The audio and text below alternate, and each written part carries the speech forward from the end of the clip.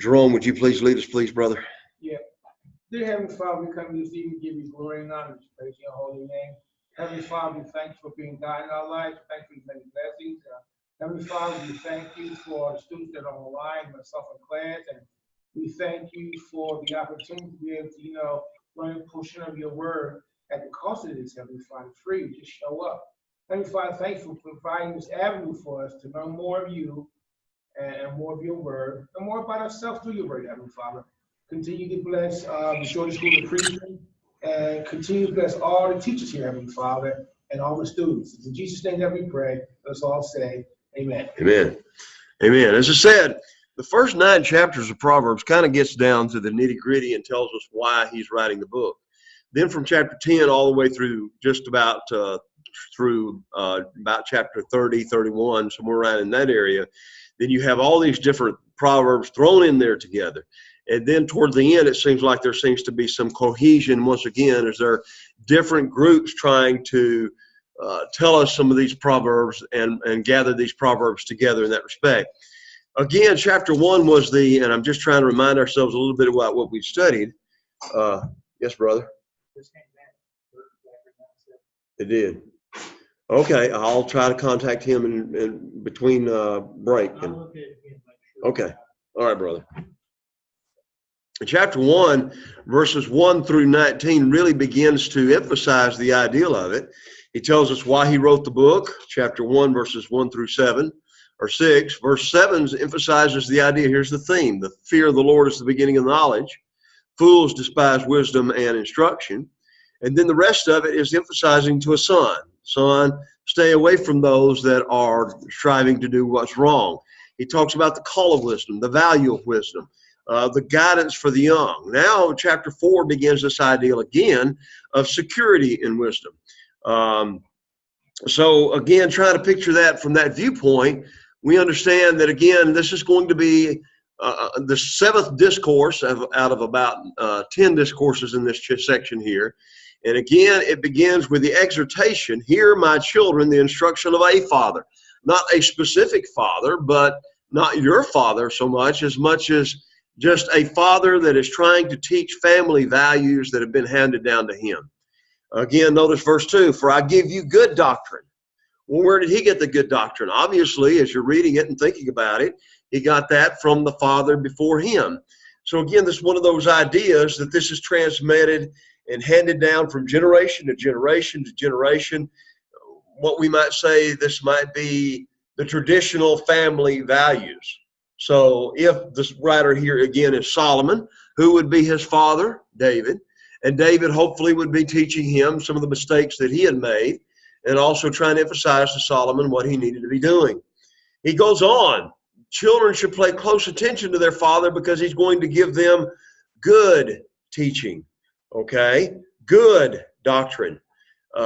It's intrinsically good. This teaching is not to be forsaken. And again, if you disregard this teaching, it shows that you are an ingrate, that you in essence are depraved. Thirdly, the children should heed because of the example of their father. He said, when I was my father's son, tender and only in the sight of my father, he also taught me. And he said to me, let your heart retain my words. So when we think about that in the New Testament, think about how in the New Testament he emphasizes the idea that fathers are to bring their children up in the nurture and admonition of the Lord. And again, one of the greatest examples when it comes down to that is that a father needs to do what? He needs to be the example to those children that he's trying to teach. He needs to be the one living it out. He needs to be the one doing what needs to be done and showing him, not just by telling him what to do, but by showing him. He had been a respectful and obedient son. He had listened to that instruction. He taught me and said to me. So he said, now I'm expecting the same thing out of you.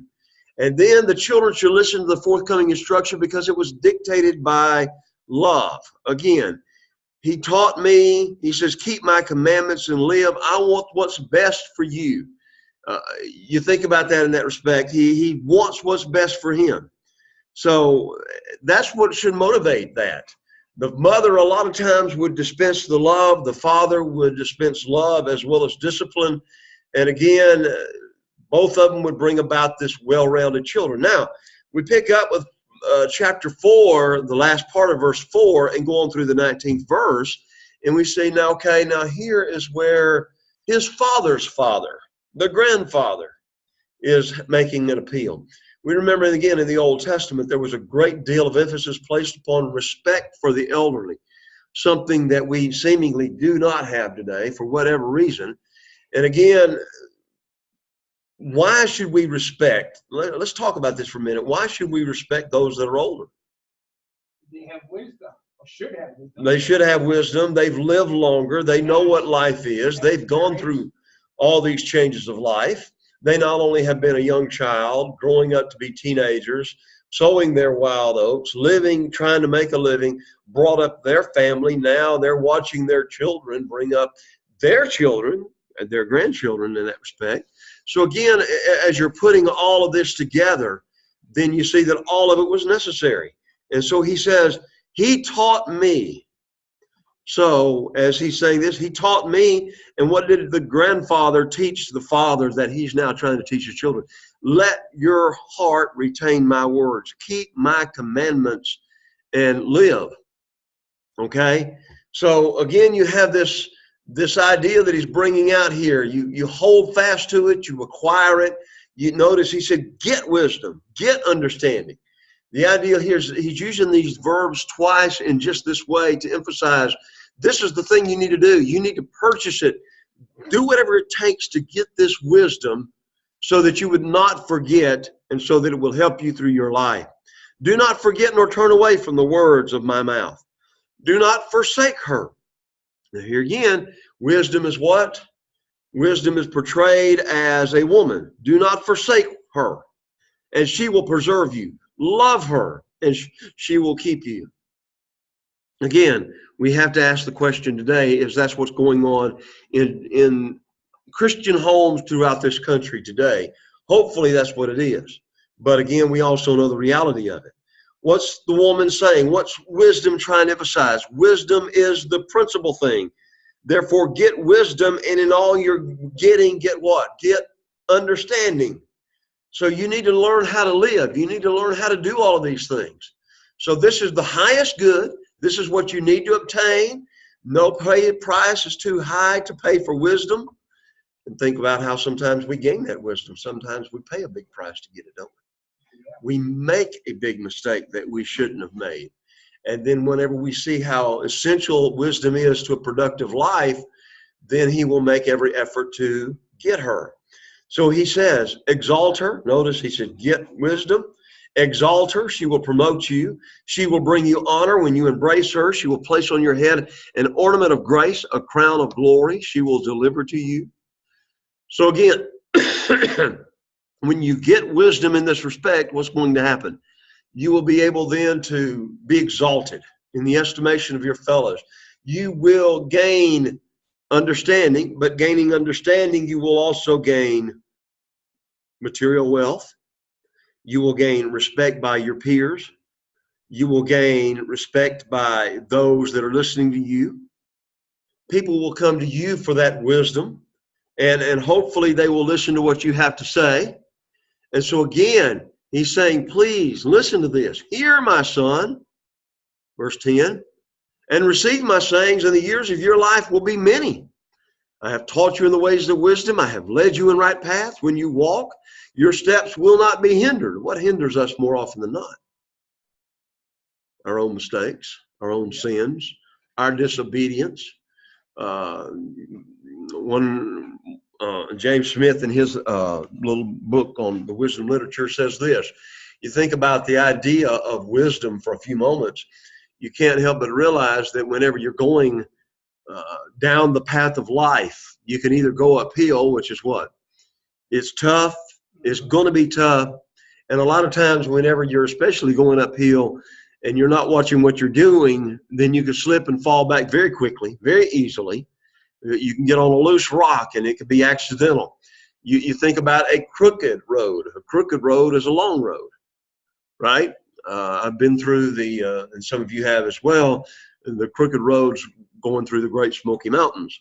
And this is the roads they put on the side of the mountains to where you could see everything at the same time. But it was a long, crooked road. I could have easily, on one occasion, drove up I-40 to get where I was going, but I wanted to go through the Great Smoky Mountains. And what kind of caused me no little concern is as I was going through there at one point, I think I was smelling my transmission or something burning, because I could smell you could tell that something was not right about the car. It was really struggling to get up those mountain roads.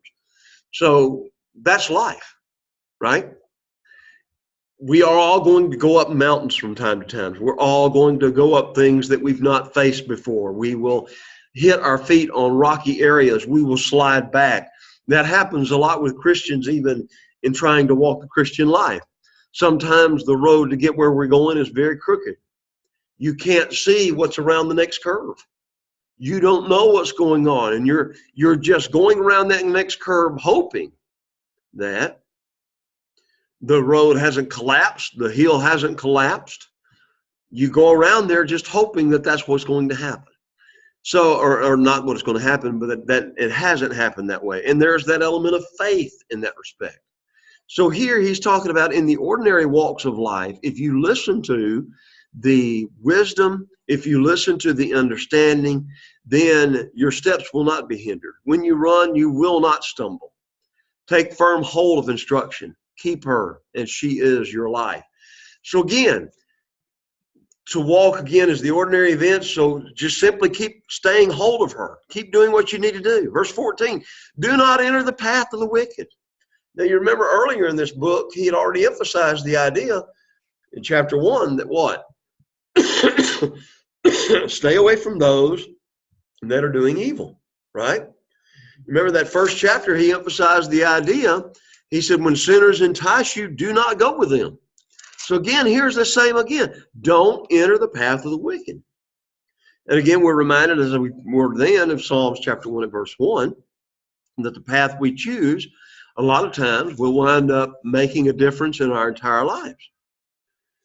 I wish sometimes we could explain that to young people. I wish sometimes we could explain that to our teenagers, to our loved ones. Because sometimes they sit back and they don't seem to think or really consider the consequences of their actions. But then neither did we, did we? I have a 22-year-old, and I know what I was doing. So I'm telling him, I know what you're doing, and I'm trying to get him to avoid that. Uh-huh. I was trying to tell him, when you make your choice, consider the consequence. Yeah, always. Because every choice has consequences. Yeah. If nothing else teaches us from the Garden of Eden, when Adam and Eve sinned, their choice has eternal consequences. And those consequences are what we have to deal with as a result today. So in that same respect, we need to emphasize to them, that's what's going on. He says, turn away from it and pass on. Don't get involved in it. Just avoid it, leave it alone. Don't go near this course of action. Turn from it, pass on. I mean, he just keeps emphasizing, do not enter, do not walk, avoid it, do not travel, turn away from it, pass on. Every one of those things are verbs emphasizing stay as far away as you possibly can. See again how important it is, and that we try to encourage our young people to study the Proverbs. And again, it's a sad state of affairs when we in the church don't study these books to the point to where we can and help them to understand this. What happens to those who are craving sin and violence? They do not sleep unless they have done evil. Sin is like a narcotic. It puts them to sleep. It puts them to sleep to the consequences of what they're doing. It puts them to sleep to what's going to happen eventually. So what are they doing? And their sleep is taken away unless they make someone fall. They eat the bread of wickedness and drink the wine of violence. So what's going to happen? The path of the just is like the shining sun, but the way of the wicked is what? Like darkness. Verse 19. They do not know what makes them stumble. Thick darkness, misery, gloom. Think about how a lot of times in Scripture this whole ideal of sin suggests that ideal of you're walking in darkness.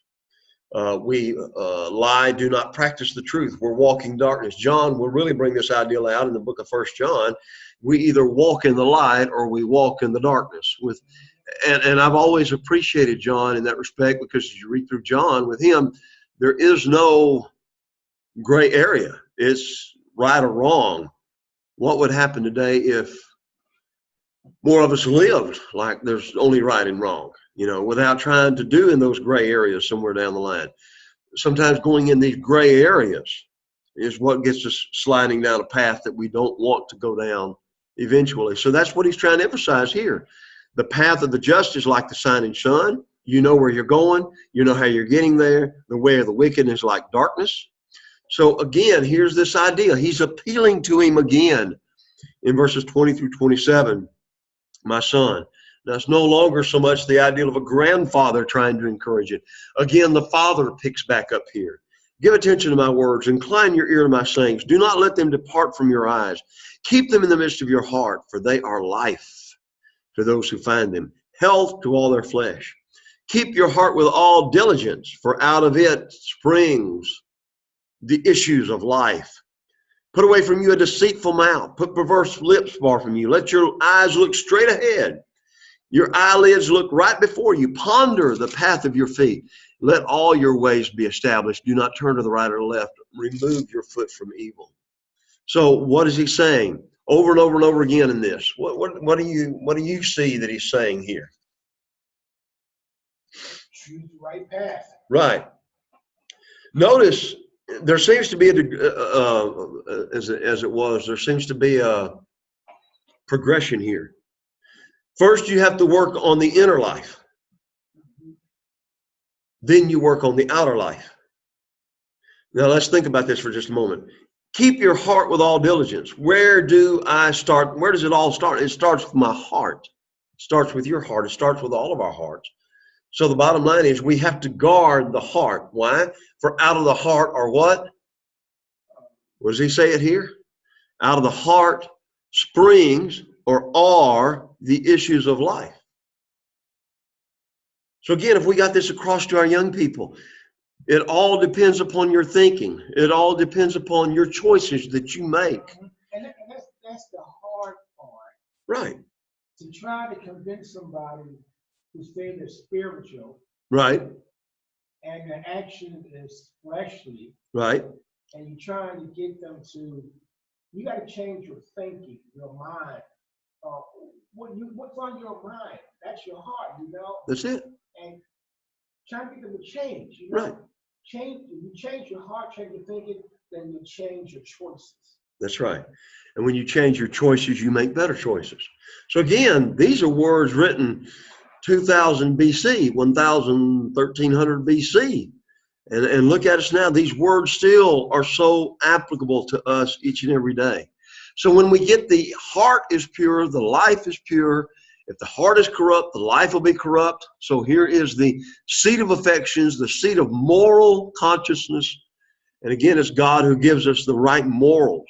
Now, what happens with the outward life? If our heart's right, then I'm going to put away from you a deceitful mouth, a crooked mouth, perverse lips. You're not going to be telling lies. You are going to say what you mean and mean what you say. You're going to live out what you're trying to say in all of this. And again, when evil thoughts are allowed to crystallize into words, the wickedness has reached an advanced level. So I listen to a lot of people talk. Listen to the talk. Listen to their speech. You can tell whether they're Christians or not. You could tell even if they're members of the Lord's church. You might hear them say the right kind of words, the right kind of things here, but get them out there in the real world. Then you really begin to see something maybe that's totally different. And it's so sad that we compartmentalize our lives. In the fact that we say, okay, here is my time where I spend with God. I'll give him my 3-4 hours a week, and then I go on my merry way and just don't really think about him the rest of the week. And people try to live their lives that way, and it's so clear to everybody that they do. Don't be guilty. Put away from you the deceitful mouth. Put perverse lips far from you. Don't listen to this stuff.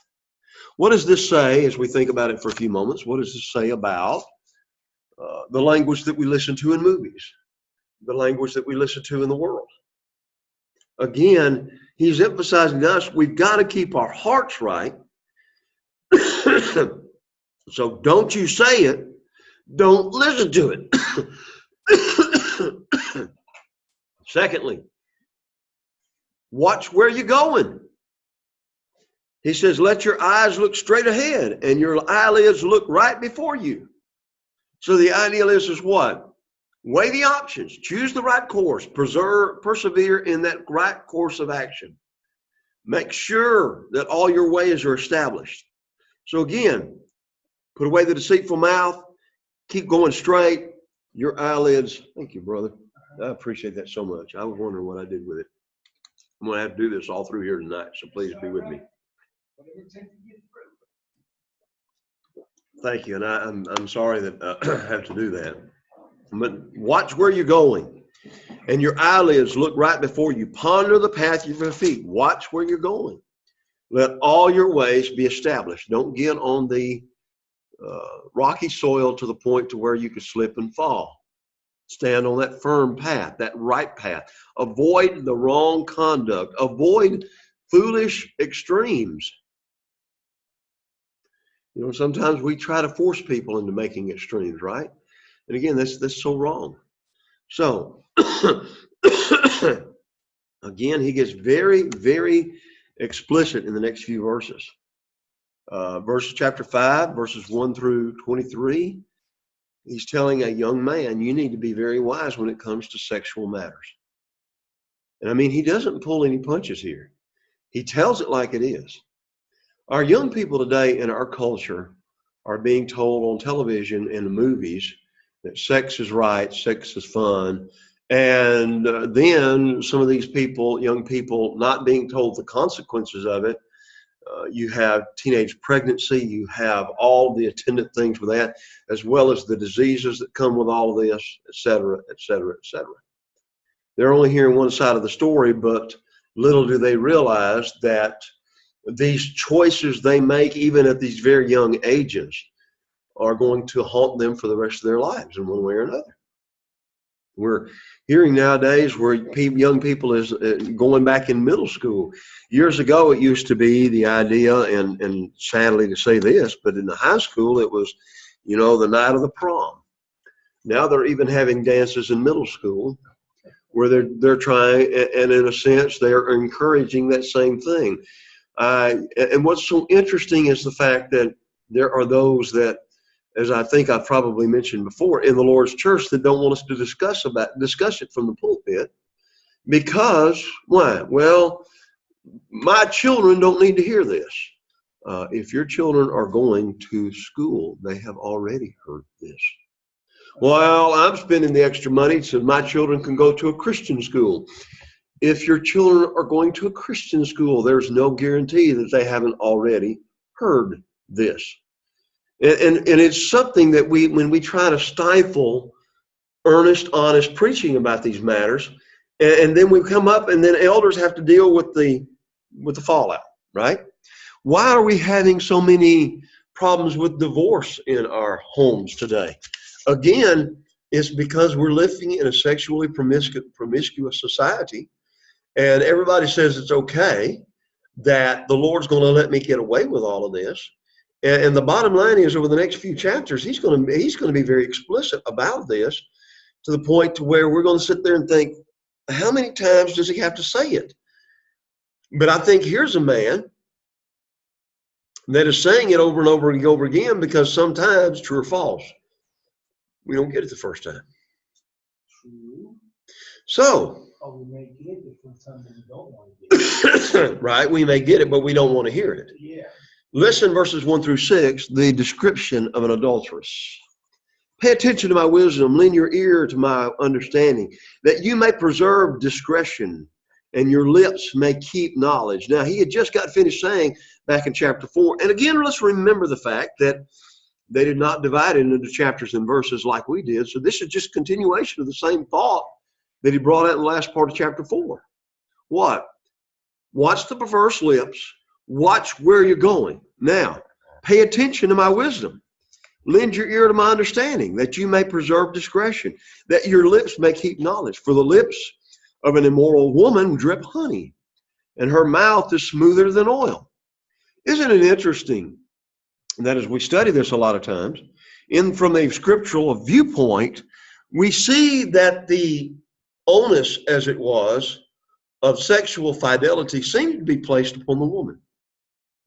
Whenever there's sin involved in a lot of situations, it is because there has been what we might consider to be a promiscuous woman in the situation.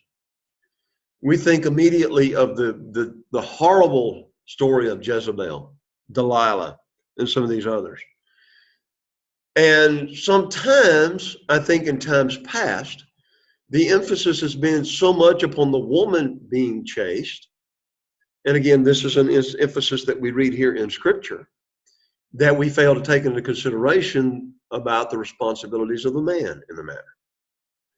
So as you're looking at this, he's describing this immoral woman, this adulteress, but at the same time, he's trying to do this as a warning to his son.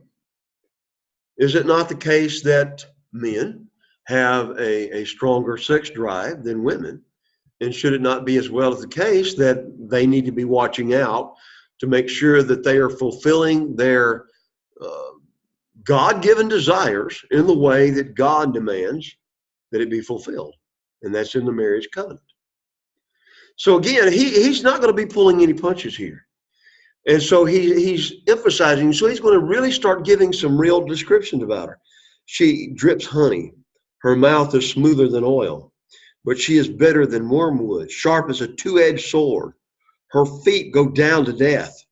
Her steps lay hold of Sheol. Now, again, the word here in the New King James Version is hell, but the actual word is Sheol, which means the grave. Okay, and we've already seen this before. Lest you ponder her path of life, her ways are unstable, you do not know. So he says she's going to make it sound good. She's going to make it sound right. And think about how that happens today. Oh, if you really loved me, the boy might say to the girl, or vice versa. If you really cared for me. And again, it's not so much the ideal of love as it's portrayed in Scripture as much as it's the ideal of lust portrayed in the movies. Okay? Notice he said her end is bitter than wormwood. Think about, again, the families that have been torn apart because of an adulterous affair. Think about how decisions are made and how in a lot of situations justifications are made. Well, they weren't paying attention to me, therefore I had to find the attention somewhere else. He wasn't loving me as the Bible says he should love me, so that gave me, I had to find it somewhere.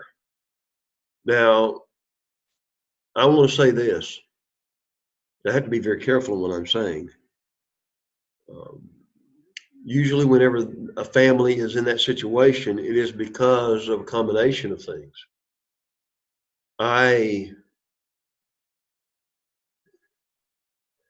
If the husband is so busy at work that he's not trying to attend to and take care of his wife's needs, he's not being the husband that God wants him to be. That does not justify her going and trying to find what she needs somewhere else. But in all the situations that I've had to counsel, and I'm getting wise now, I'm sending them straight to counselors now because I'm just, it's one of those situations that when they finally come to me, it's just too little too late to try to do anything. And I have to send them to somebody that knows exactly what they're doing. But again, it's interesting to me that there are a lot of ramifications and justifications. He maybe is not paying attention to her. So she goes and that's her excuse. She's not paying attention to him. Therefore, that becomes his excuse. Neither excuse allows adultery. But again, if we go back to Ephesians 5, husband loving the wife as Christ loved the church, wife submitting to the husband, and that's the greatest gift that she can give to her husband, is her willing submission to his rule. You see, that would make the difference. And again, what's really bothering me, and I don't want to belabor this point, what really is bothering me is the fact that I'm seeing it happen so much more often in the Lord's church today, and every one of them, it breaks my heart. It does. It just tears me apart. That's me also, because and over the years I've talked with people who were in those situations, and the one thing that I explained to them as far as the other parties, regardless of what's going on, that person's mind is made up. And when you see him going somewhere and you're trying to pull him back and you don't want to come back, right, the best thing you do is check it yourself together. Right. And when I went through what I went through, I wasn't going to be promiscuous because I had the opportunity, of course I was godly. For me, I love my wife enough that I wanted my wife. Right. It wasn't so much God. I just didn't want another woman. Right. And I was willing to hang in there to whichever way it went, because to me, laying down with another woman wasn't going to solve my problem. And right. My emotions and my feelings weren't there anyway. Also, it's your character and your makeup. Right. Sometimes what happens, promiscuous people marry promiscuous people. And then when you have problems, you go back to what you know. What you know, that's exactly right. So as you think about it, and that's the thing about getting divorced and hoping for something better the second time around. And hopefully it will work better the second time around, but you're still bringing yourself back into the marriage relationship. Well, you haven't addressed the issue. So like I said, you're taking that same baggage and bring it into something else. Something else. That's right. And so as we look at it, as you see here, she's making promises that she can't deliver. She's flattering. Don't worry about it. My husband's not here. There's freedom from danger. And that's all there is to it. And the bottom line is, and I always go back to, your sin will find you out somehow, some way or another. It will come out.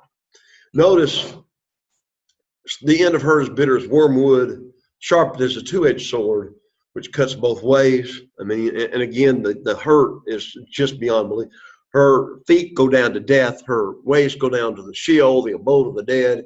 She does not walk in the path of life. That's why you need to what? Ponder your path. Make sure you know where you're going. Do our young people need to hear this?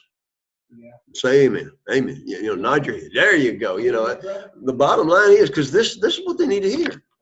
So hear me now, he says, my children, hear me. Listen to me. Do not depart from the words of my mouth. Remove your way far from her. Do not go near the door of her house, lest you give your honor to others and your ears to a cruel one. So what's he saying here? In this situation, he says, don't go near her, because you're giving something very special that God has designed to be between you and your wife. You're giving that to someone else. And then what? You also are bringing in what? All these other things as well. You're bringing in this what? You're giving yourself to cruelty, right? Aliens will be filled with your wealth. Your labors go to the house of a foreigner.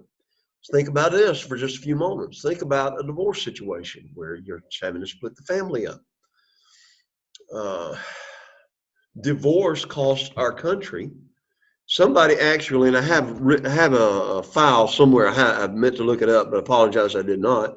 But I actually have a file somewhere where somebody's actually did a study in one state about the cost of divorce to the state. What this particular person found is that some people say, well, they emphasize, well, what needs to happen is that you need to go ahead and get divorced for the good of the children. He would talk about the fact that probably 80% of the time, in 80% of the cases, the children, and the wife will wind up on the welfare roll somewhere, somehow or another. She can't get out and get a job to make ends meet, take care of the children at the same time. So who's going to have to foot the bill for that? Society. Society as a whole is is having to deal with that. Okay. And really the costs of paying for divorce in our society. We're not just talking about alimony, where the husband is paying alimony to the wife and to the children, but then you think about the court costs involved. You think about the welfare costs. You think about all this other stuff that's involved in all of this. And again, we're living in a culture today where, dare I say it, a lot of women get pregnant just to be able to get more money from the welfare dole. Am I right or wrong? Yeah. And the bottom line is we actually read stories and hear stories where women have 8 or 9 children, and every one of these children are not even sure who their daddy is. And the bottom line out of the thing is, who's paying for all of this? Society. Yeah. So here he says this: you give your honor to others, verse 9, your years to the cruel one. Aliens are filled with your wealth. The only one that's really winning in a divorce situation is going to be the attorneys. Right? They're the ones getting their part of the money. Your labors go to the house of a foreigner, and you mourn at last when your flesh and your body are consumed. So now again, here's another aspect. When you're giving yourself to all different kinds of people, and they're giving themselves to all different kinds of people, you have the problems of all these sexually transmitted diseases, AIDS, and on and on and on we go. All right? And then you say, what? How I have hated instruction and my heart despised correction. Whenever a young person is involved in something like that, they never think about the consequences ultimately. They're thinking about just the few moments of pleasure in the flesh. But again, think about how many people have been just really ruined because of this. And here's what happens in verse 13. Or verse 12 and 13, I've hated instruction. I have not obeyed the voice of my teachers, nor inclined my ears to those who instructed me. I was on the verge of total ruin, and in the midst of the assembly and the congregation. So the bottom line is he's wasting his youth. He is losing valuable years. The bottom line is he is squandering what little thing he has. He's losing his health as well as his wealth. And then it leads to self-reproach. And the community is what? What is it doing? We have to ask the question, in the midst of the assembly and congregation, that sounds like a what? Jewish community, right? So we're looking at it from the congregation of the Lord. Under the Old Testament, if a man and a woman was found guilty of adultery, what was to be the ultimate punishment? They both were stoned to death. That's how serious God looked at this situation. Nowadays, nobody's stoning anybody to death. So we're sitting there thinking there's not really any cost, but we don't know, again, the emotional hurt, the baggage that children have to bear throughout their entire lives because mom and dad broke up. All of these things come into play. That's what he's trying to warn against in these verses. And again, we need to make that as clear as we possibly can to church today. When we spend more time in the church talking about who can and can't get divorced, the question is that should be the last question that we deal with. The first question we do is what can we do to build our marriages to help them to be what God wants them to be? And more importantly, what do we need to be teaching to our teenagers and young people so that they would make the best decisions in the future, to where hopefully you won't have this same pattern going on for years and years and years and years in this country. It's getting worse. It's not getting better. And again, it's because we've gotten away from what God says. Come on with life. Yeah. We got the entertainment. Yeah. That's the standard. That's right. You see, They go from marriage to marriage to marriage to marriage. Okay, I don't like this. Make work is cool. Yeah, yeah. And they're happy to do it, and they are uplifted to our children as the idols that they need to mimic. May God help us all. This verse 15 through 19. Now here is the delights of marriage. Drink water from your own cistern, and running water from your own well. Again, he's using this idea of a cistern and a fountain, talking metaphorically about one's wife. The value of a wife. Song of Solomon, chapter 4, verse 15, emphasizes that. So in a region, especially in Palestine, that was starved for water, a cistern, a well, was absolutely necessary for survival. And he's saying to them, listen, you know how important a cistern is. You know how valuable a well is. That's your wife. You drink from her. You enjoy what God has given you in the source of satisfaction for those sexual urges. You enjoy that with your wife and no one else. And so again, this drinking water from your own cistern it's metaphorical for the ideal of sex in a marriage relationship, right? And so he said, should your fountains be dispersed abroad, streams of water in the street, you need that water, you need that relationship, you have that thirst for physical intimacy. So here is what happens. Whenever you're doing that, instead of spreading it around, then you keep it for yourself. And your fountain will be blessed, and you rejoice with the wife of your youth as a loving deer and a graceful doe. And again, this really, as I said, gets somebody to let her breasts satisfy you at all times.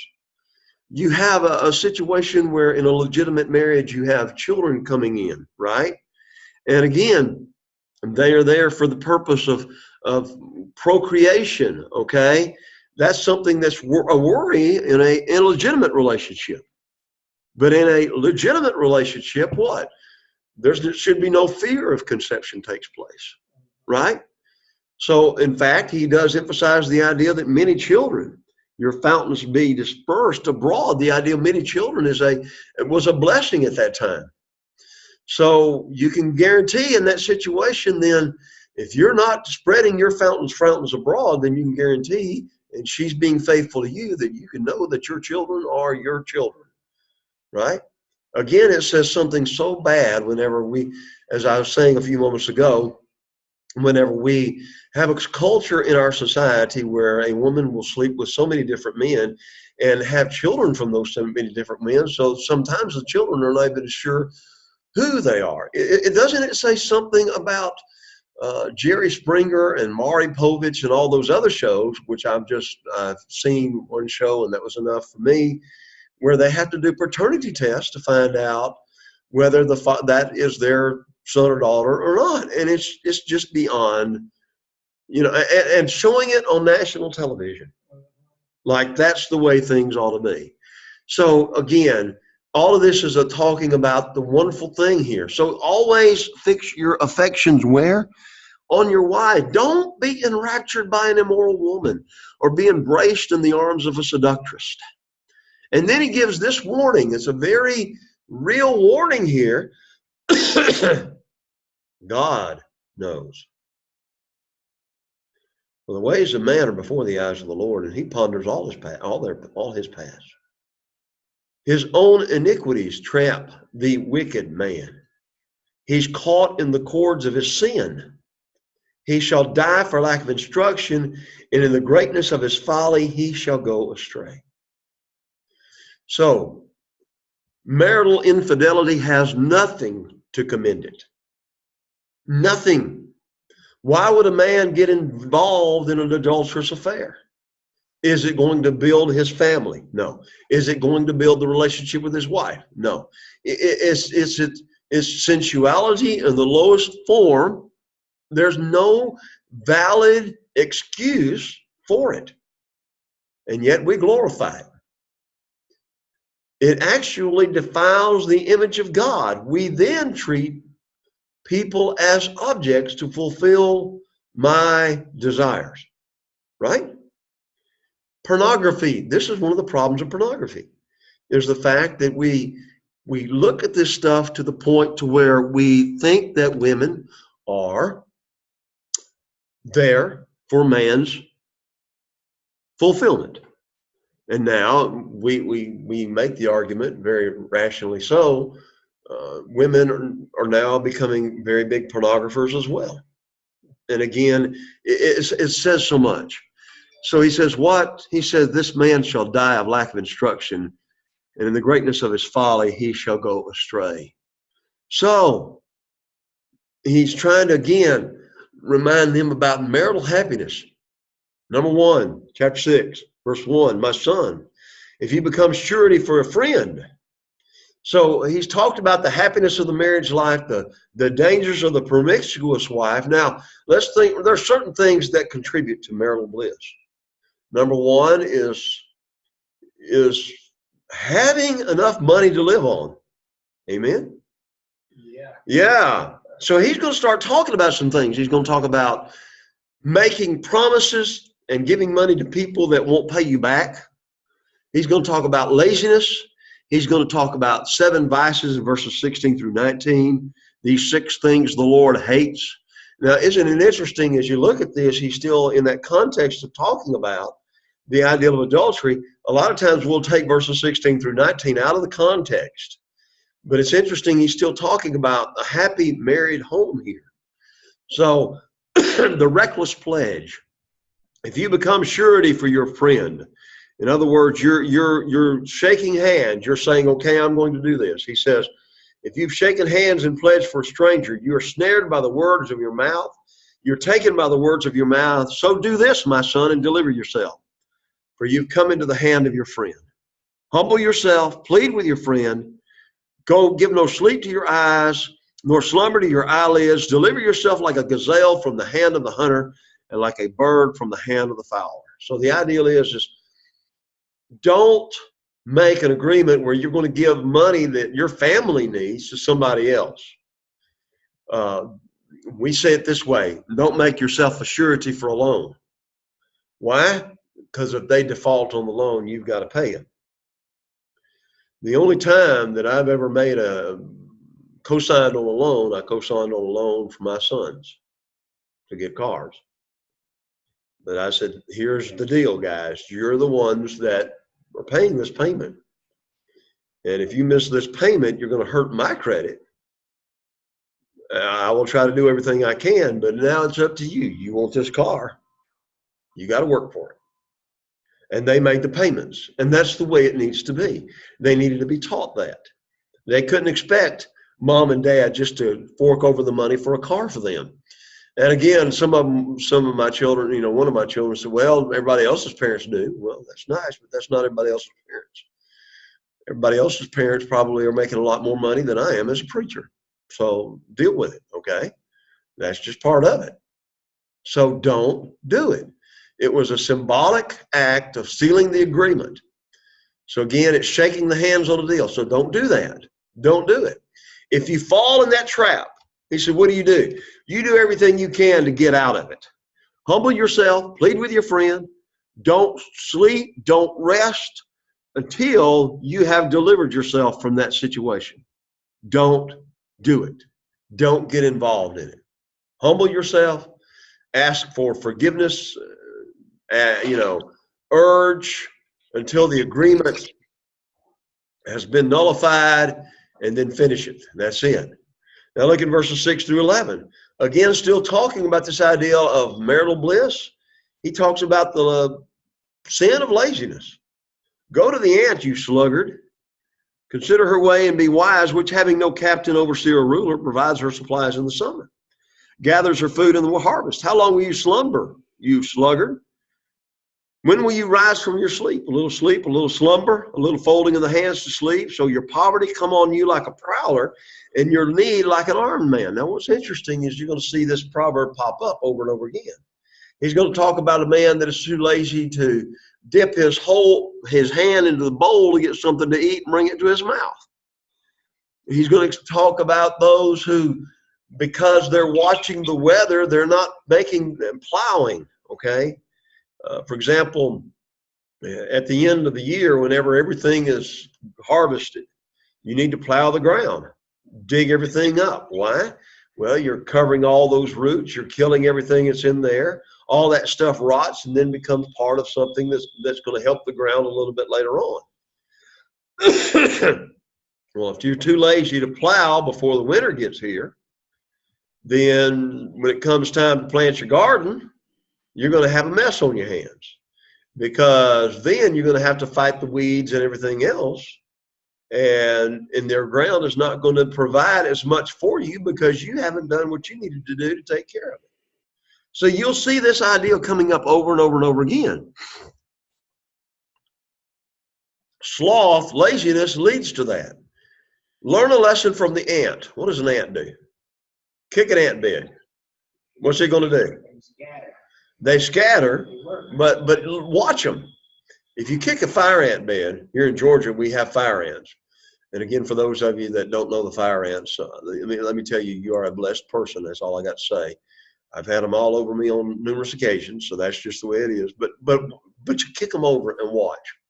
There are those that go out and they start spreading out to the far reaches to try to attack whatever's messed with the nest. But if you'll watch real closely, don't get too close, but if you'll watch real closely, there's a whole nother group of ants that are taking all the food that was in that part of the nest, and they're taking it and burying it down deeper. And then there's another group of ants that are beginning to move the dirt necessary to start rebuilding the nest. They don't play around. They're serious about this stuff. And so it's interesting as you think about it. That's exactly what he's saying. This ant is busy throughout the summer. Have you ever noticed an ant? I've never seen an ant not run. They're always running from one place to the other. They're not just sitting around walking and nonchalantly walking along. They're after it. He said that's what you need to do. That's the way it is. You need to prepare your food for the winter.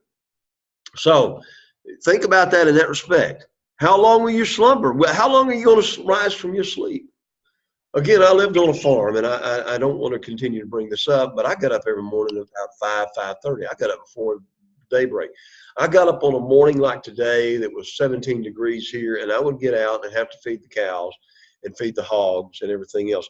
I would have to get out with a sledgehammer and go to the lake or wherever it was and bust through the ice to where the pigs and the cows and everything could get water. Okay? And I would have to do that and then come back and get ready to go to school. I'd go to school and come back home and do it all over again. And then whatever else I needed to do before it got so dark I couldn't see what was going on. Now, you see, there are those that, again, they're just,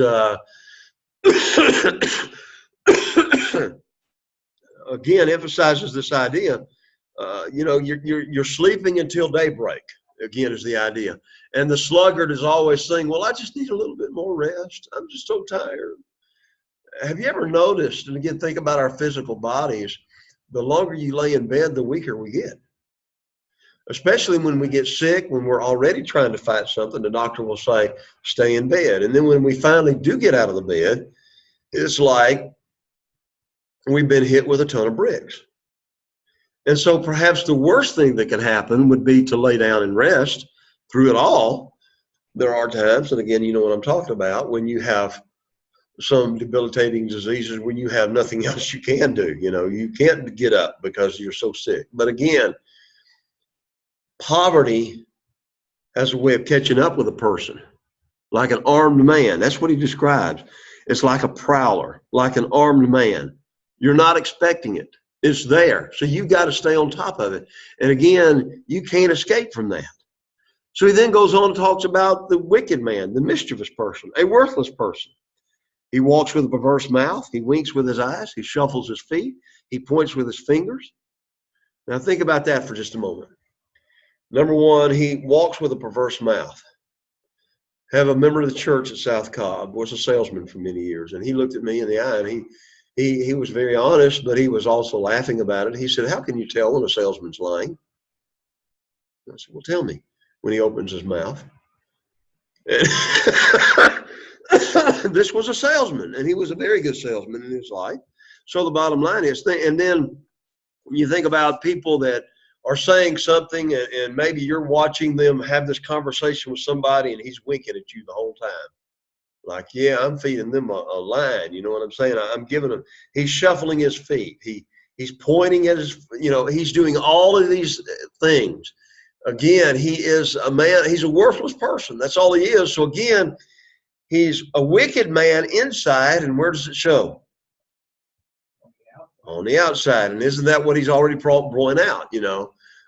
He signals with his feet. He may to make a gesture that's known to his comrades around him. He points with his fingers. Maybe he's using mockery or derision. And this is just a guy that's just out to what? Just create problems. Well, here's what's happening. Perversity is in his heart. It starts in the heart, and it shows its outward manifestations. He devises evil continually. He sows discord. Therefore, his calamity shall come suddenly. Suddenly he shall be broken, he says, without remedy. So this is what's going to happen to him. He cherishes his jealousy, his hatred, his malice, his ill will. He don't care what anybody else thinks. And then he's going to do it. He's harming, humiliating. He's creating problems with everybody he comes into contact with. He's sowing discord. You ever met anybody that seems like that's all they can do is sow discord? If you've been in the church any time at all, you probably have somewhere down the line. They're out there. It's all about creating problems, all right? And so what's going to eventually happen, all these sins are going to have the great punishment. They shall be broken without remedy. It's like a piece of pottery that's shattered. There's no healing. There's no recovering. Again, he's either dead, or if he's alive, he's never going to be trusted by anybody. So then we find, again, one of the things that we hear preached on a lot out of Proverbs, the 6 things that the Lord hates. Actually, the 7, right? So, a proud look. What is a proud look? And what is a proud look?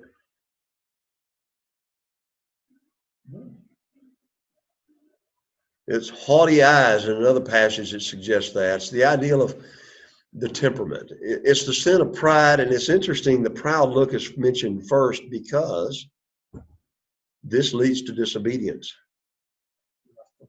Right, lust of the flesh and the pride of life. So here you have the proud look, and it's mentioned first because this leads ultimately to disobedience and rebellion against God. Then you have a lying tongue. Why does God abominate a lying tongue? Because he is a God of truth. And isn't it interesting? Notice, and we've heard sermons on this, a lying tongue, false witness who speaks lies, one who sows discord among brethren. You have 3 out of the 4 things he mentions here has to do with what? The tongue. And by the way, this is something that you find over and over and over and over and over again in the scripture, this warning against the tongue. Let me just, for your benefit, try to bring some of these things out to you. The tongue, okay? I'm trying to get to my notes here on this.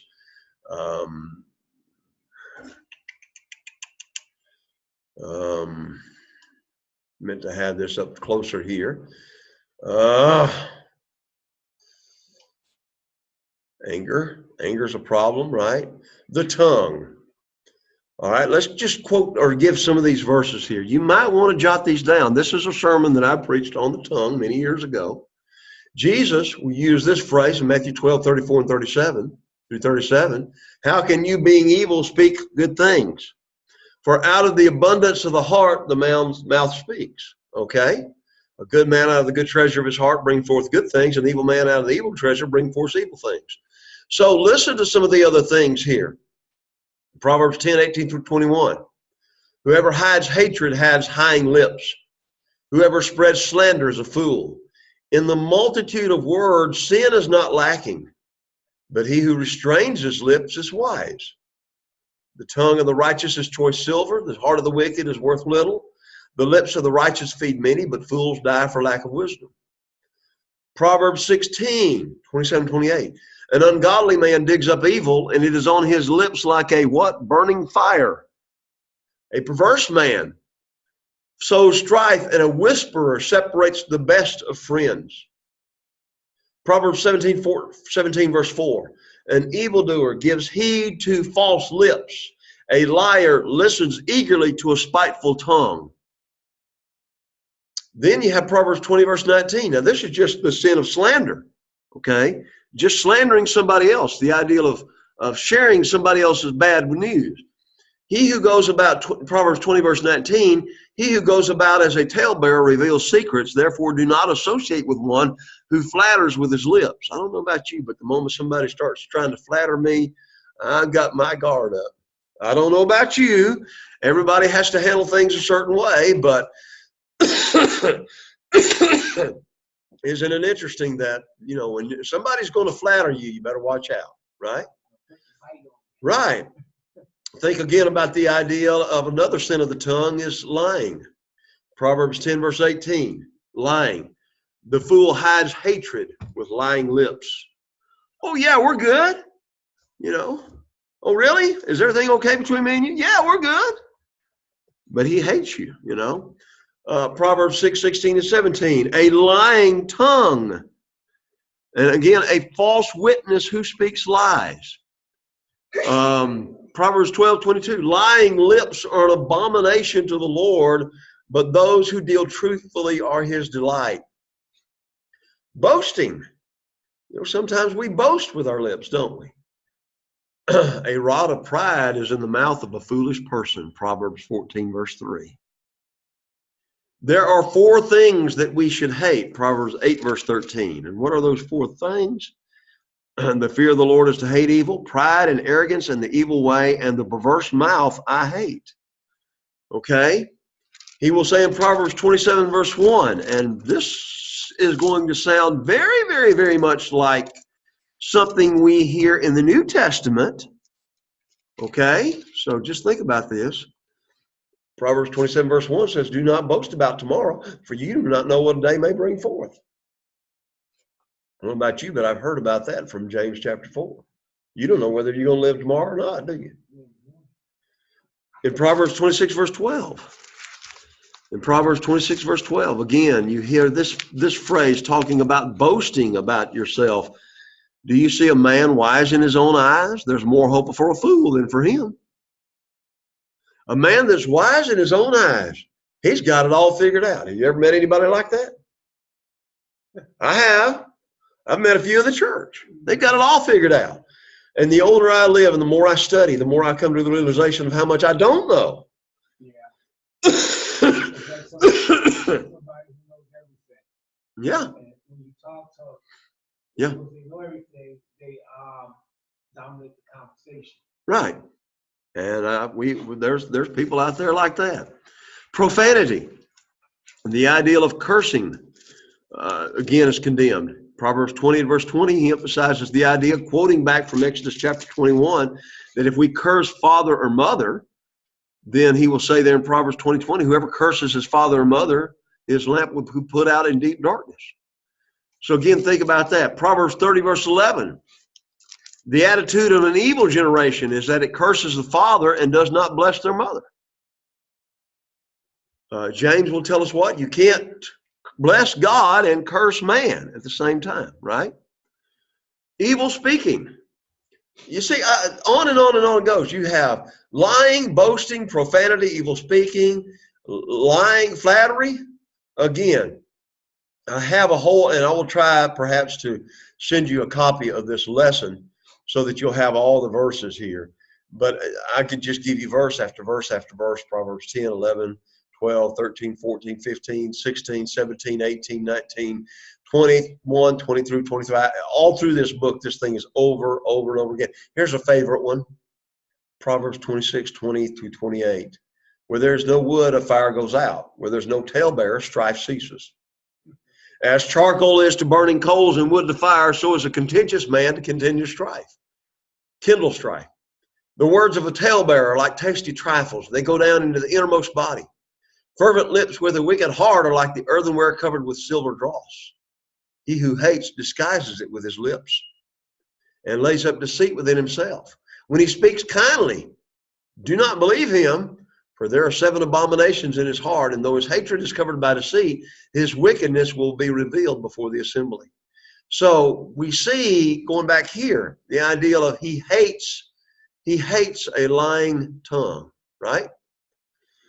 Let's take a couple of minutes break and then we'll come back. I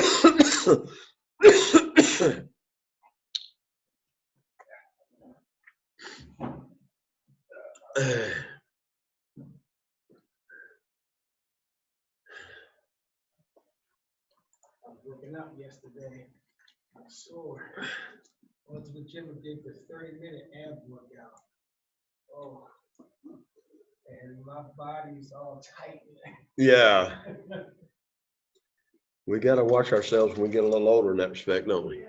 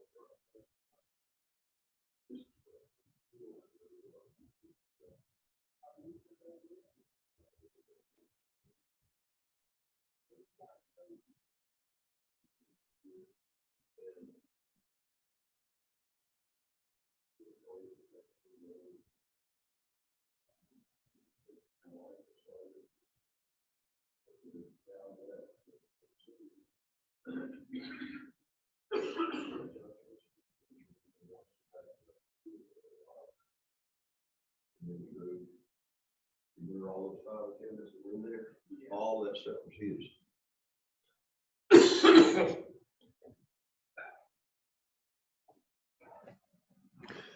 All right, I'm back. Hopefully, I coughed up a lung and I'm working on the other one now. So if I get into that fit again, just bear with me, okay? We're back at Proverbs chapter 6, and again, we talked about the haughty eyes, the pride of life, the lying tongue. And again, lying is the perversion of truth with the intent to try to harm somebody else or to take advantage of them some way or another. You have hands that shed innocent blood. This is talking simply about murder. The legal execution of a person, when that person has been found guilty, that was sanctioned under Mosaic law. But innocent blood is talking about those who have done no injury whatsoever. And again, we think about Cain and Abel. Remember when God confronted Cain about the sin with Abel, he said, your brother's blood cries out to me from the ground. So God hears that, and that triggers the ultimate judgment of the Lord. Then you have a heart that devises wicked plans, wicked thoughts of iniquities. The ideal of plans to harm or to humiliate somebody else. Again, a person should not allow his mind to become a devil's workshop where he's only thinking about what he wants. Implicit in here is the omniscience of God. God knows the heart. It's not that just God is seeing the actions and letting people deal with the consequence, but he knows the heart that motivates the actions. And God is omniscient in that respect, so he knows all those things. He knows those secret thoughts. And isn't it interesting that really takes a central part? You have a proud look, a lying tongue, hands that shed innocent blood. Then you have right in the dead center of it all, the heart. Then he'll talk about what? Feet, false witness, and one who sows discord. So in the very center of these list of the 7 things that God hates, he really deals with the heart occupying that central position. And God knowing that heart. Yeah, I don't know what happened. It seems like it was not as hot as it was in here a few minutes ago. So anyway, I think it is in every part of the country right now, but boy, we're in the midst of a major freeze, so that's fine. 7 inches of snow back in Philadelphia. Yeah. And it's supposed to be -1 tomorrow. Well, I'm grateful it's not -1, but it seems like it's cold enough. So there we go. Yeah. All right. Feet swift in running to evil. All right. Feet that are swift to running to evil. It's not just sliding into sin. It's the ideal of what? You're going to it with full heart, full blast. And again, we're going back to remember chapter 1, where the writer is trying to write and encourage his son not to be engaged with those that do sin in that respect.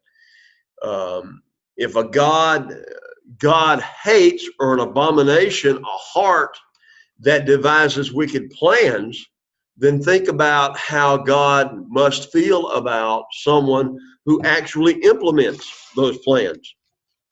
So, again, there's going to be a lot of judgment in that respect. False witness who speaks lies. I think here maybe perjury under a court of law. And you remember, again, the Mosaic law was very interesting about this.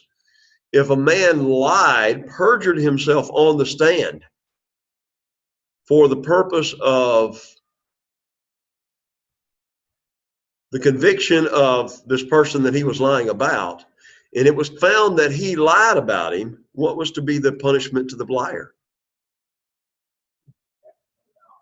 Again, under the Mosaic law, whatever that person lied about in an effort to get that person to be punished, whatever punishment was to be inflicted on that other person is now inflicted on the liar. So that would be, think about that for a few minutes and how that would change the course of justice in our country.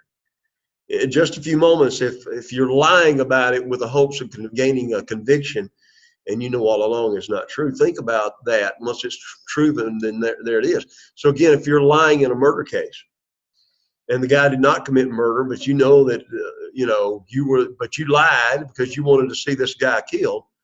Under the Mosaic law, if they found out that you were a liar, then what? You would be killed.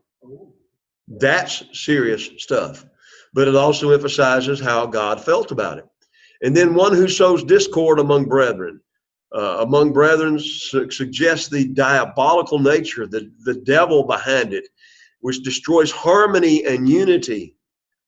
And again, how often does this happen in the Lord's church? God smiles on brotherly love, and he hates those that disrupt it. Now, we've been talking about chapter 5 starts off with a parable of idolatry, and then it just seems like he's gone off on a tangent. But lo and behold, he comes back to this adultery thing again. So this is the reason why some people, again, they like to take Proverbs apart bit by bit, but in these first few chapters, the first 9 chapters that we've been trying to go through, he's emphasizing there's a continuity here. Right? He's warned about the adultery in chapter 5, verses 1 through 23. Then he's talked about making promises, being lazy, being wicked, and then he's coming back to this adultery thing. All right? And again, he's trying to remind them, my son, keep your father's commandments. Do not forsake the law of your mother. Bind them continually upon your heart.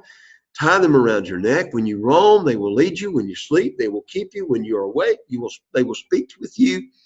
For the commandment is a lamp, and the law a light, to keep you from the evil woman.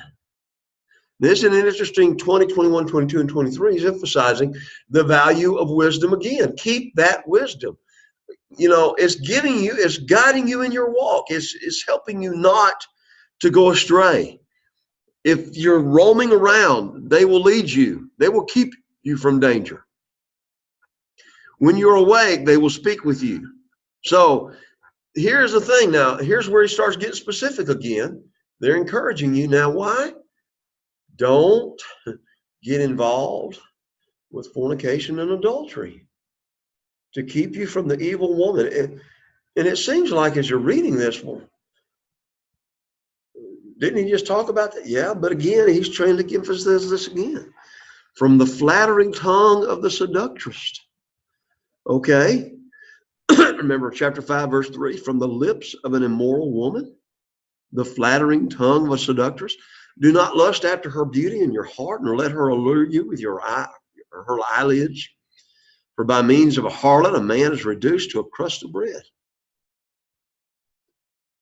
And an adulteress will prey upon his precious life.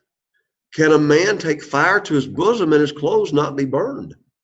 Now, we hear that proverb a lot, don't we? But notice the context of what he's saying. That's exactly what's happening. You can't put fire in your heart without being burned. You can't take a stick that's on fire and put it right here and say, oh, well, it's not going to hurt me. Oh, yes, it will.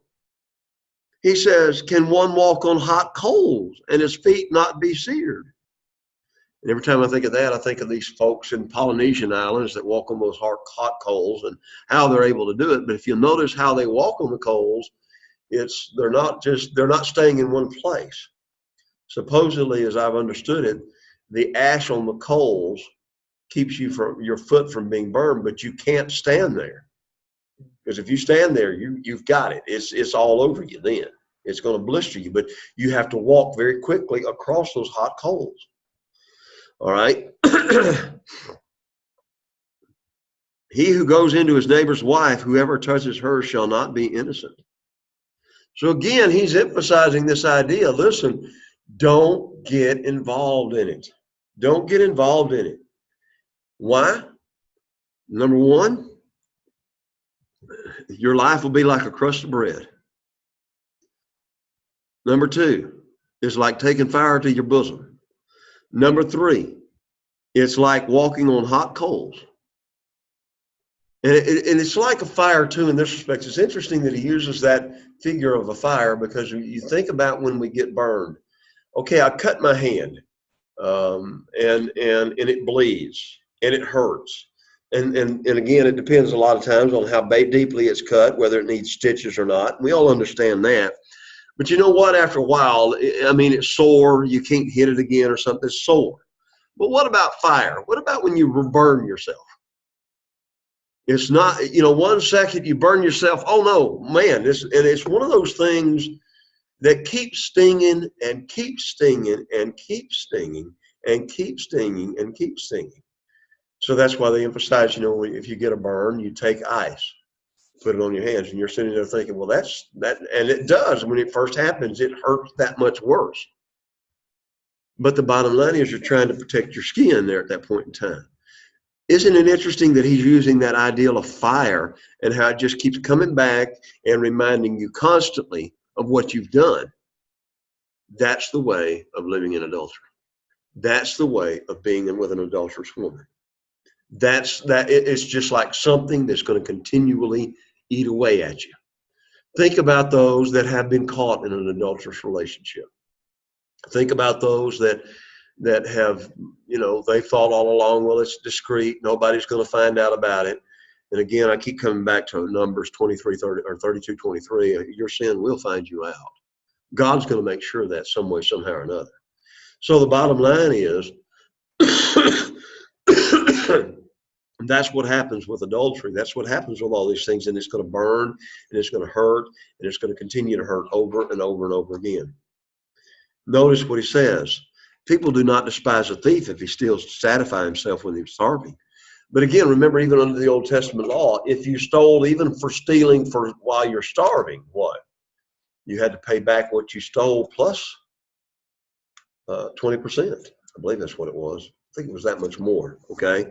5 times as much, depending on what you stole. When he's found, he must restore sevenfold. In other words, he must restore perfectly. He may have to give up all the substance of his house. But now let's think about a man who steals. He has to give up all he has, but in a sense, he can start afresh. What about a man who commits adultery? Well, he lacks understanding. He's destroying his own soul. He's going to receive wounds and dishonor. His reproach will not be wiped away. It's not like, okay, this man over here stole, but it's because he was hungry and he needed something to eat, so we'll cut him a little bit of slack. But a man over here that's taking his neighbor's wife? No. Jealousy is a husband's fury. He will not spare in the day of vengeance. He will accept no recompense, nor will he be appeased though you give many gifts. That's going to be something that's just going to be totally. Now, why is that such a big issue? Well, again, let's go back to the thief for a moment. The thief stealing, they find out why he's stealing, because he's hungry. Then compassion comes in there a little bit, okay, right? There's no compassion when you couldn't deal with an adulterer. And when you have a husband who feels like he's been cheated on, then, it's one of the, and again, people that have been cheated on can speak to this better than I ever can. But again, it's like a knife in the heart. It's something you don't get over. It's something you think about. Even when you go into the other marriage, as Jerome brought out earlier when we talked about this in chapter 5, you've still got that baggage with you. So when you enter into another marriage, you're entering it with hopes that it won't end like your first marriage. You're sitting there thinking, do I know this person well enough to know that they aren't going to do to me what this other person has done to me and ruin my life in that respect? And there's always that little question mark in the back of your mind, right? You're sitting there thinking the whole time, I don't want to be hurt. I don't want to be burned like that again. So again, this is one of the things that really makes it even worse, right? That's what makes it even worse. So as we think about it, it leads to wounds, jealousy. Jealousy is the rage of a man. You think there's a lot of things, murders have been committed because of jealousy, because of rage, because of things along that line. Again, it seeks revenge. It's going to seek revenge. He will not spare in the day of vengeance. He will accept no payment. Okay? Again, under the Old Testament law, at first it was to be commanded that if they were both caught in adultery, they were to be stoned. Probably very rarely under the Old Testament law was that ever carried out.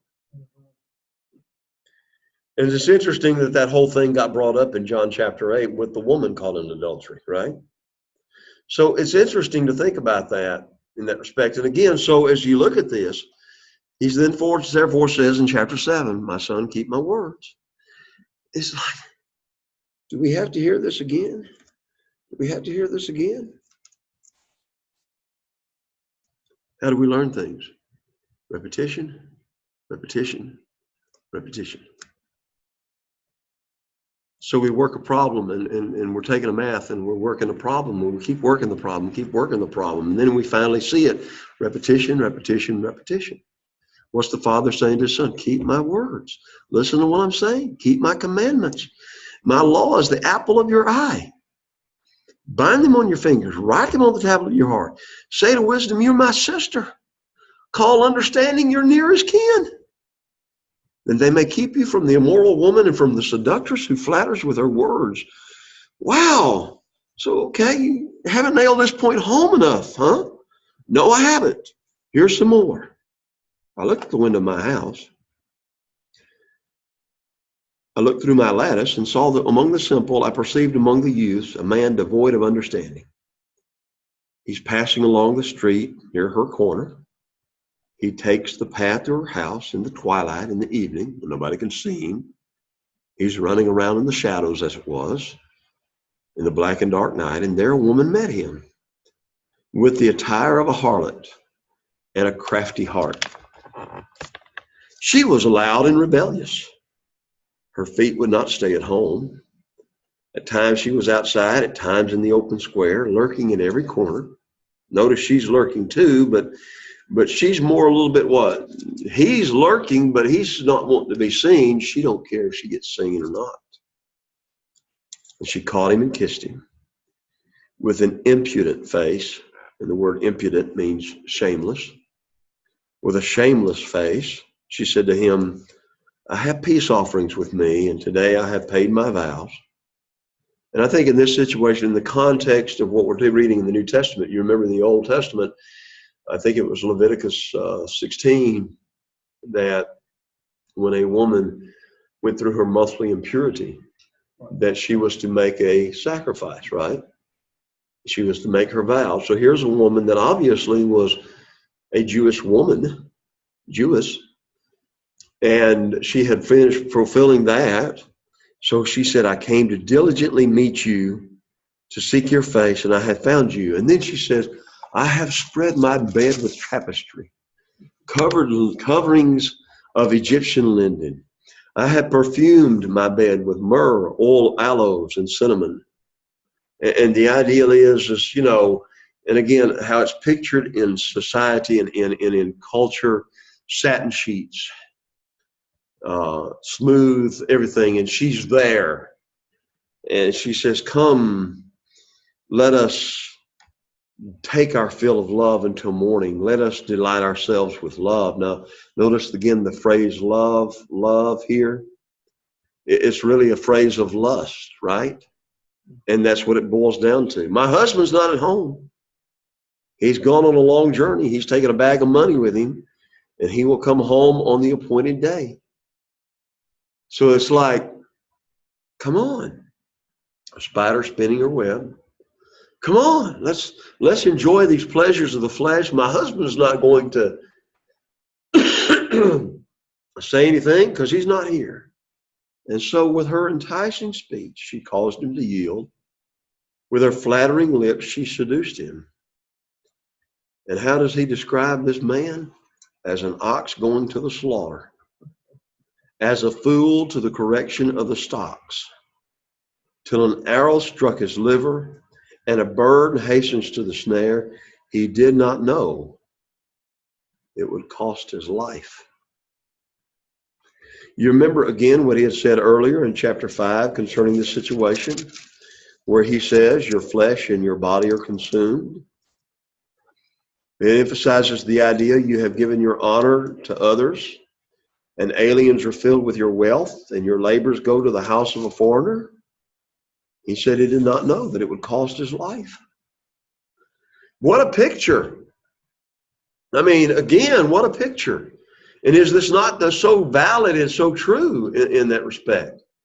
So again, there she is, and she's enticing him, encouraging him, and again, trying to say, don't worry about it, my husband's gone. Everything's going to be all right. Now, therefore, listen to me, my children. Pay attention to the words of my mouth. Now, notice again how he started this section off. Verse 1, my son, keep my words, treasure the commands within you. Now, again, one of the things we talked about in the introduction was Proverbs was written, and they're saying the same thing over and over and over again. Why? Synonymous parallelism, where they're saying the same thing twice. Antithetical parallelism, here's what I said, but here's what the opposite of it is. So why does he keep saying it? So as to get it in their mind. Don't let your heart turn aside to her ways. Don't stray into her paths. For she's cast down many wounded, and all who were slain by her were strong men. Her house is the way to hell. Again, Sheol. The Sheol here is the place of the grave, all right? Descending to the chambers of death. All right? So chapter 5, chapter 7, all of these chapters are fitting together, talking about the dangers of an immoral woman. Now, a lot of times like I said, we kind of take verses out of the context of that.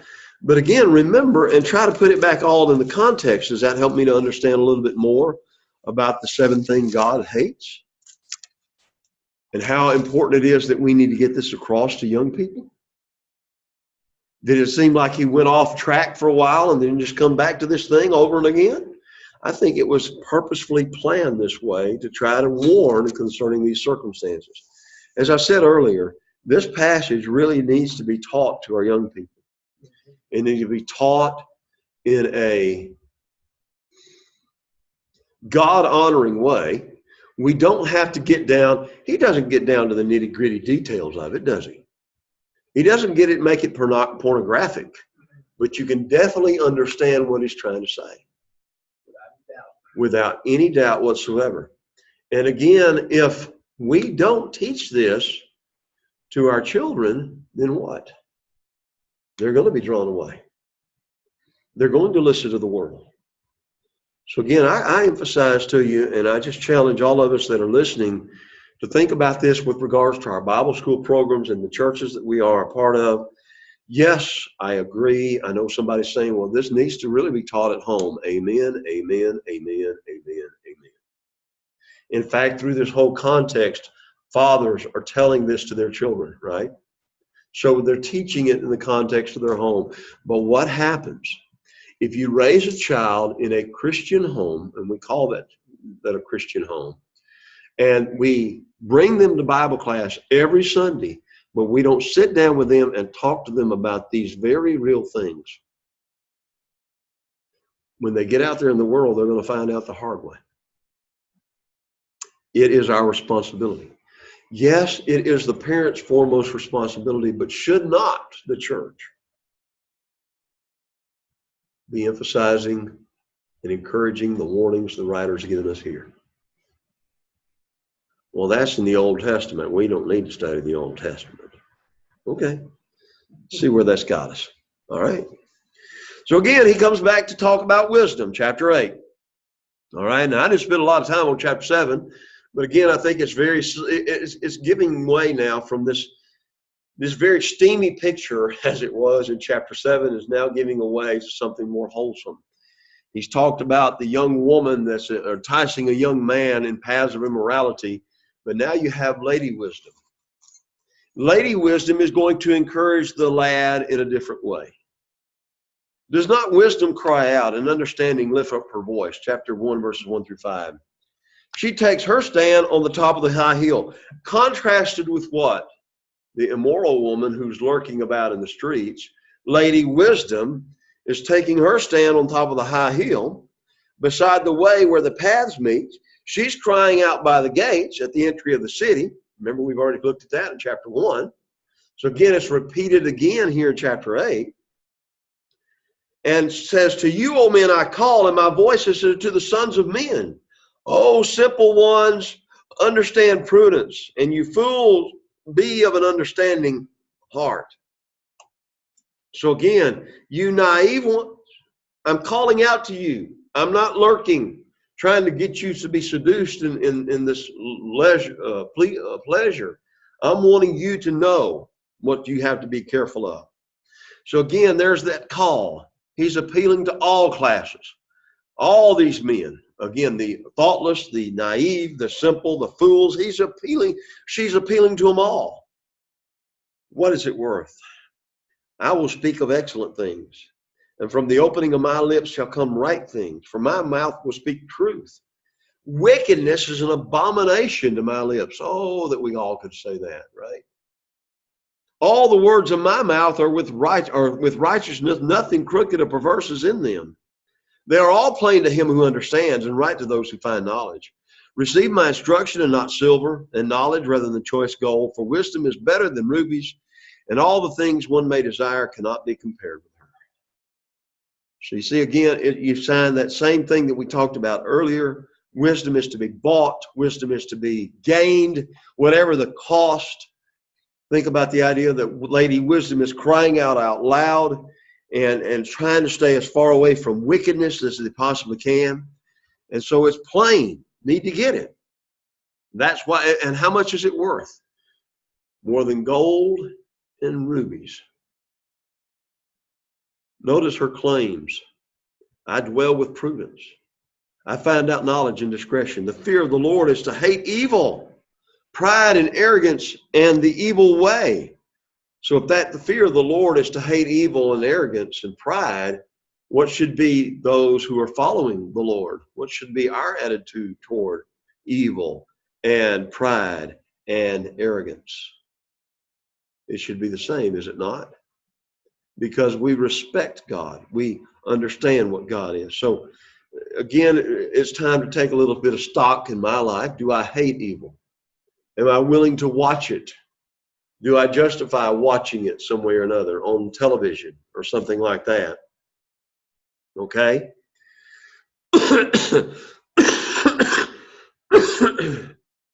Counsel is mine, and sound wisdom. I am understanding. I have strength. By me, kings reign, and rulers decree justice. So again, as we've talked about before, justice is a very important thing in this book.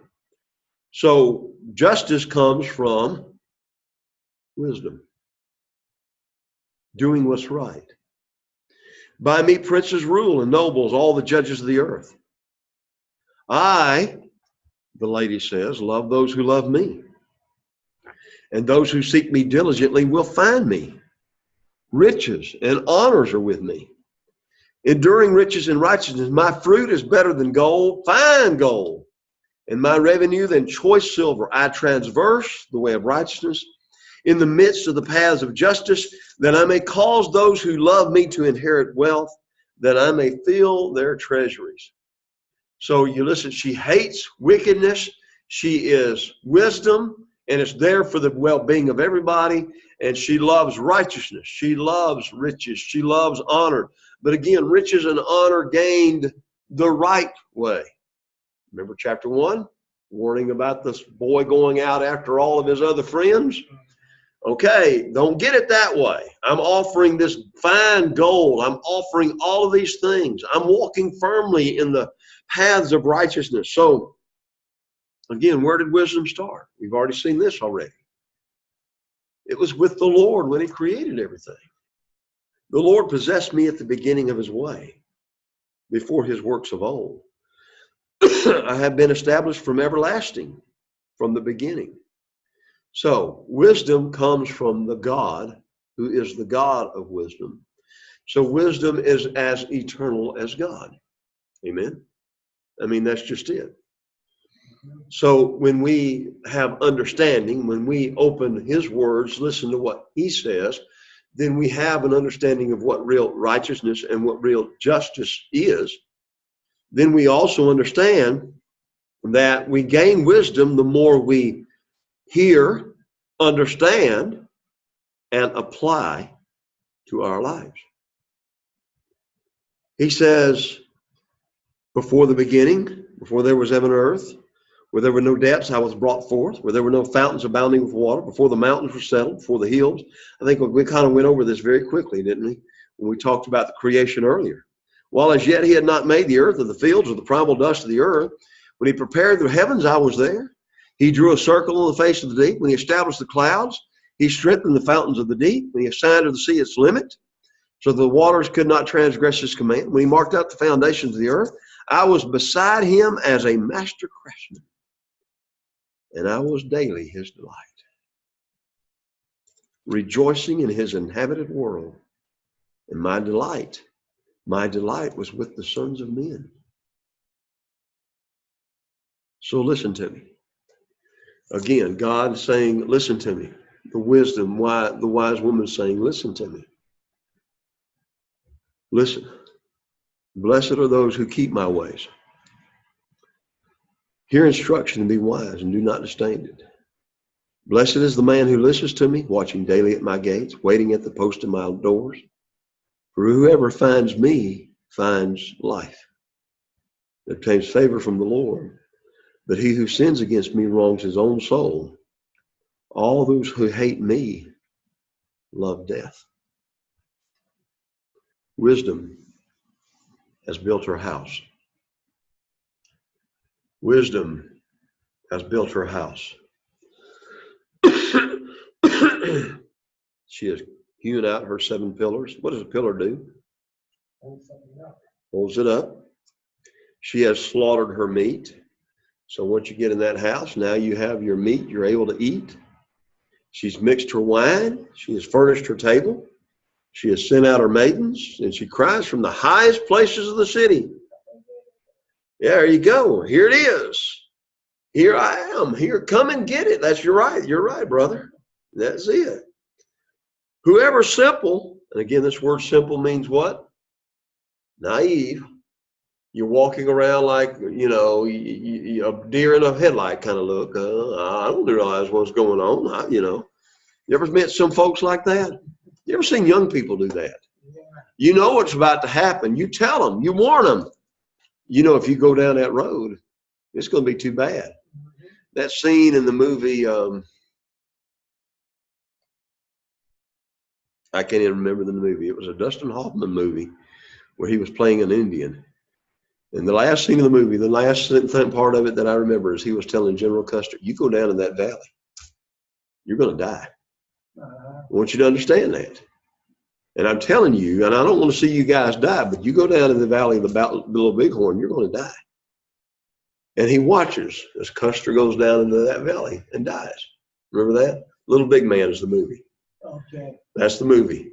So it's an interesting thing. She says, here I am. So here it is. Have we seen that happen so many times? I think we all have. He who lacks understanding, she says to him, come eat of my bread. Wisdom is encouraging people to gain her. Drink of the wine I've mixed. Forsake foolishness and live, and go in the way of understanding. So she's preparing this. She's sending out the maidens. She's making this invitation. Come on in here. Enjoy this. And that's exactly what's going on. It's the invitation. But you know what? There are some folks that's not going to be in Lady Wisdom's house. He who corrects a scoffer gets shame for himself. He who rebukes a wicked man only harms himself.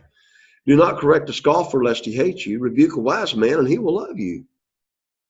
What is a scoffer? A scorner. Those are the ones who are willfully and consciously perverse. I know I'm wicked. I don't care. So you try to warn them. What are they going to tell you? You do your own thing, I'm going to do mine. I'll live my life my way. Who are you to judge me, you hypocritical Christian, right? We hear it so often today. The one who tries to correct a scorner, who's willfully perverse, only gets insulted. You know, reproof on a wicked man will boomerang upon the reprover, okay? So that's it. Who are you to presume to correct me, right? How often have we heard that? Why? Reproof is wasted on a scoffer. They hate the one who presumes to reprove them. And sometimes reproof only hardens and exasperates people, right? But again, rebuke a wise man, and what's he going to do? Give instruction to a wise man, and he will still be wiser. Teach a just man, and he will increase in learning. So, as we're going through this book of wisdom, as he's emphasizing these ideas, these are words that are so applicable to Christians, right? In that I need to be instructed. I need to be rebuked from time to time. I need to be guided to be better. So then he will say, the fear of the Lord is the beginning of wisdom, and the knowledge of the Holy One is understanding. I want to know God. Get into his book. But we try to circumvent it. We try to go about it different ways. Well, I know God because he spoke to me in my heart.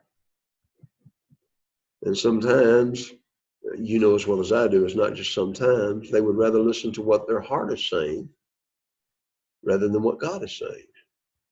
And again, they're fooling themselves into thinking that this is God's word and message to them, right? So he says, wisdom says, for by me your days will be multiplied. Years of life will be added to you. So again, what's the incentive? Multiply 1 days, increase life. We've already seen this 2 or 3 times, right? Longer days, increase years of life. So again, you're walking down the right path. If you are wise for yourself. And if you scoff, you will bear it alone. But what about folly? What about folly? Folly, no. Here's folly, verse 13, going through verse 15. A foolish woman is clamorous. Now, what does the word clamorous mean? In my margin here in this particular case, it suggests the idea of someone who is boisterous. A foolish woman is loud, okay? Again, folly is under the guise of an adulteress again. Now, one could make the argument, as we've gone through this, that those warnings against adultery, chapter 5 through 7, could be warnings against being a fool, living a foolish life, trying to listen to everything everybody else is saying and trying to live your life that way. You could make a very strong argument that that's what he's talking about there. And not literally an adulteress, and yet at the same time, that fits so very well, right? Because this passage does seem to suggest that as a contrast to Lady Wisdom, folly, foolishness, is like living with an adulterer. She's going to come back and bite you. Wisdom is wise. She's calm. She's living her life. She's dignified. Folly is what? Turbulent, controlled by passion. Okay? All right. Secondly, she's thoughtless. She knows nothing. Folly knows nothing. She sits at the door of her house on a seat by the highest places of the city to call to those who pass by, who go straight on their way. Whoever is naive, let him turn in here. And she says,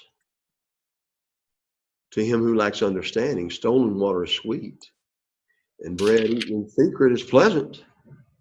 But he does not know that the dead are there, and her guests are in the depths of hell. Wow. You keep on living your life that way. Do what you want to, and come on in here. And I guarantee you what's going to happen is, we will steal you. Instead of you drinking out of your own cistern, we're going to ruin your life for you. And that's the way it ends. It ends in Sheol, in hell itself. We're going to stop there. We've made some progress tonight. 4 through 9, that's 5 whole chapters. Wow, that's something. But at the same time, we're going to have to move a little bit quicker. But again, now that we've gotten through this first 9 chapters and we've kind of seen what it's about, then we might just hit some of the higher points as we go through here. And again, we might do things more on a topical level than going through it verse by verse. Okay? So let me know your thoughts, anything that you can do to encourage me, to help me to be a better teacher in this respect. Again, there's no way that I can cover the entire books to the extent that they need to be covered in a 13-week, 2-hour class. It can't be done. But I think he's still bringing out these wonderful, wise ideas. All righty. Thank all of you so very, very much. This is class number 4. We have got 9 more weeks to go. All righty. Thank you. Appreciate it. Any questions or comments, let me know. And this video shall be coming out to you probably sometime tomorrow. Okay? Thank you guys so much. Yeah.